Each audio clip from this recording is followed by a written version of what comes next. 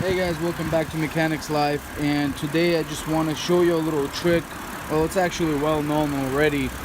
I had a really loud ticking noise. Here it comes. This is without the oil treatment.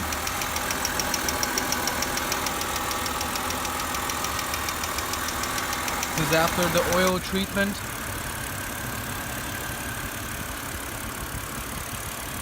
this is what it's supposed to sound like. And that ticking noise was without putting the Lucas oil stabilizer. I have two of these guys in my lot, so I've just added to this one. I haven't started to that car, but I've just put it in this car, and as you can see, it's gone, and I'll show you the video after.